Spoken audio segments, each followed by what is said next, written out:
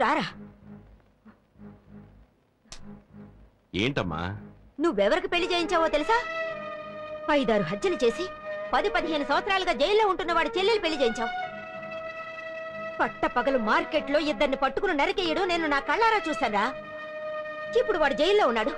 వాడు బయటకు వచ్చిన తర్వాత నీ పరిస్థితి, మా ఇద్దరి పరిస్థితి ఎలా ఉంటుందో ఒకసారి ఆలోచించావా?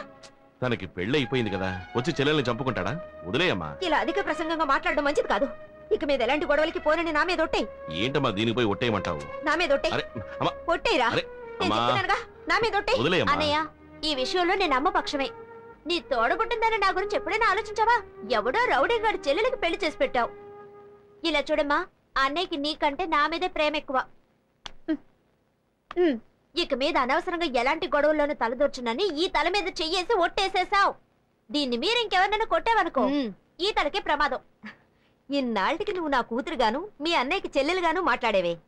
ఇలా చూడరా, నువ్వు నీ చెల్లెల మీద ఒట్టేశావు. ఇక మీద గొడవల జోలికి వెళ్ళావో దీనికే ప్రమాదం. జాగ్రత్త. భోజనానికి రండి.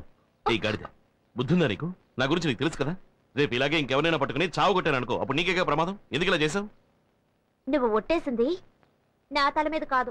ఏంటి వాగుతున్నావు?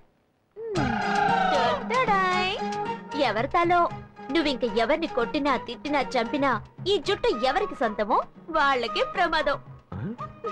ఎలా ఉంది?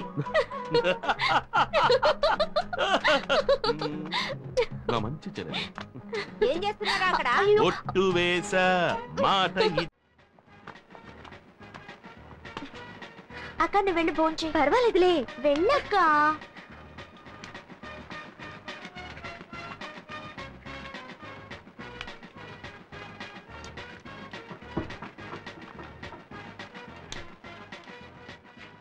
Hehehe